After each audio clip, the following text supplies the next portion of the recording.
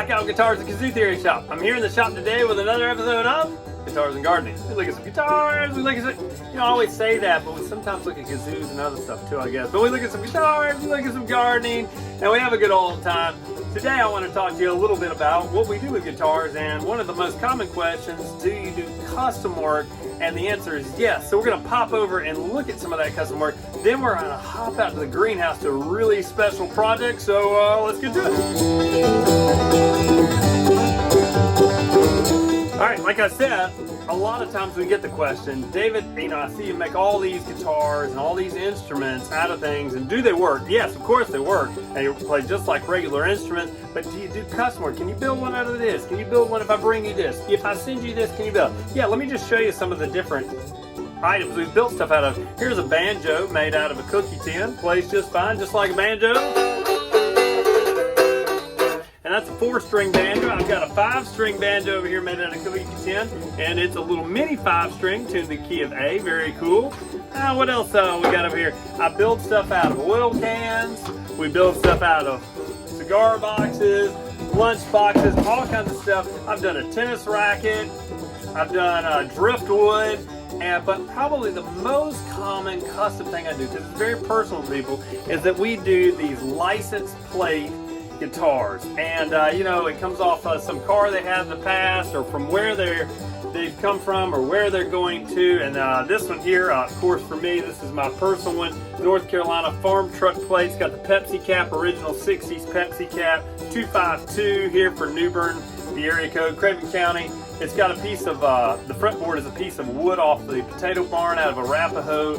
This is some deadfall white oak from way out the road near Dover. I got all kinds of cool pieces on here. These bullet casings for my fret markers were picked up by me and my boy down in the Croatan. Cool stuff, and it has a great sound. It has electronics. That's your volume knob there, and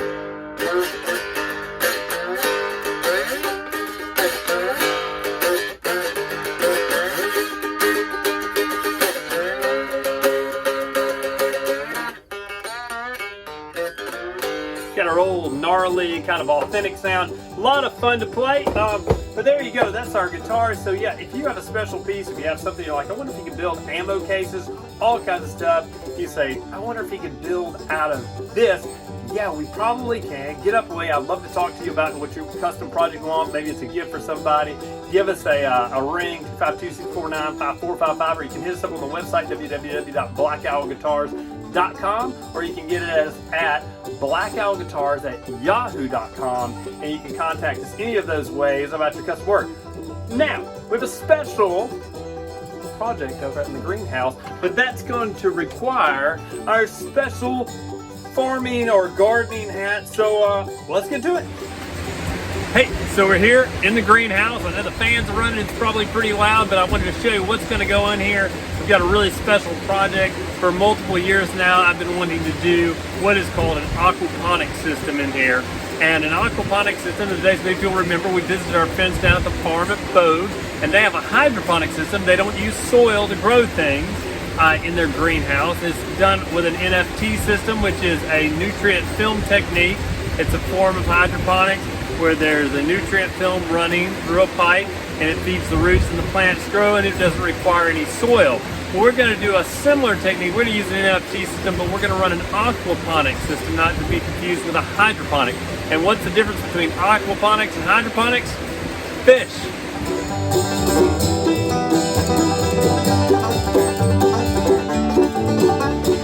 So I know what you're thinking. You think I've gone crazy. You're going to add fish to growing plants. How does this all work? Well, Lori's people live out in the pond.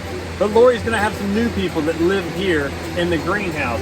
We're going to have a pond set up in here, and we're going to take out these bins, move them to the back area of the greenhouse, and we're going to run an NFT system, 2 tubes down the center. They have holes in them, and we're going to seed plants in those holes, and water from the pond with the nutrients that comes from the fish is going to go up the tube, run down the tube that has the plants in it, and it's going to feed those roots and filter back into the pond. It'll be a constant working system. The plants filtering the water, fish pooping in the water, creating nutrients for the plants. It'll be pretty cool. See how we do this. It's the first time we've ever set anything up. So we're gonna hop outside the greenhouse. I'm gonna show you some of the materials we're gonna use to do that. Let's get to it. Well, after doing lots and lots of research and looking at lots of different techniques on how to do aquaponics and hydroponics and reading books and reading articles and listening to people and visiting a farm and looking at YouTube videos and watching other people's setups, I kind of was like, well, I kind of want to do this for the least amount of money we can because it's really an experiment. We've never done this before. So I looked online. You can use PVC. You can buy these big $15,000 setups. Obviously, something we're not going to do. I said, well, how can we do this on the cheap, as you will? And so I was walking down the road and I had found these a while back. I've used them to plant things on and things have grown up on their piece of a bunk bed. They were laying in the backyard over in the supply area. So I pulled those out and had some concrete block laying around that we had found in the yard. And we had a pond liner back here that we weren't using anything. It used to be on the porch. We used to put the baby fish in as they moved out of the big, but now we have two ponds we didn't need. It was just laying around doing nothing. It was holding dirt is what it was doing. So I took those pieces and I took the concepts of several different designs I saw online and I went out and bought some gutter downspout. And what's gonna happen, I'm gonna use a small piece to show you, but we have some long pieces back here. Basically, this gutter downspout is gonna sit on top of these frames and it'll be going down at an angle and the water tube will come in the top and there'll be holes in the top of this with little plants. And as the water passes down, it'll pump up out of the pond into the hole.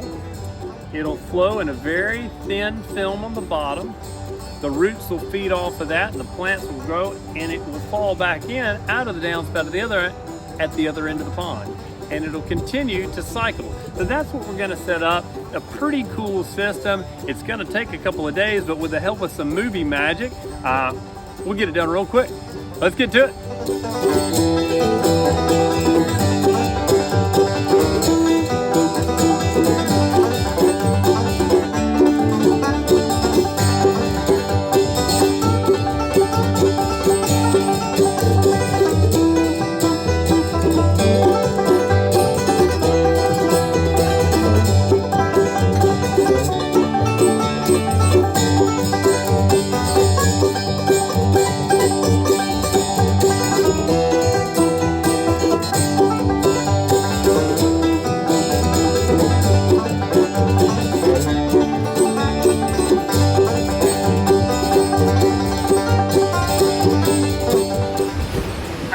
Everything moved out of the way. We got the system put in here. It's looking great. This is just a dry run. We got the pond down here. The return pipes are going to hit the pond perfectly. I got more space to plant up front. If we want to add to the greenhouse, we need to put any seedlings, whatever needs to happen up there. I've got extra space there. It's a great system. It's going to work really great. I'm going to tell you what, it's getting hot in this greenhouse, so I'm going to shut it down for the day. But stay tuned for part 2, where we get the holes put in and we get this thing up and running and planted out. This has been another episode of Guitars and Gardening, www.blackowlguitars.com. Thanks.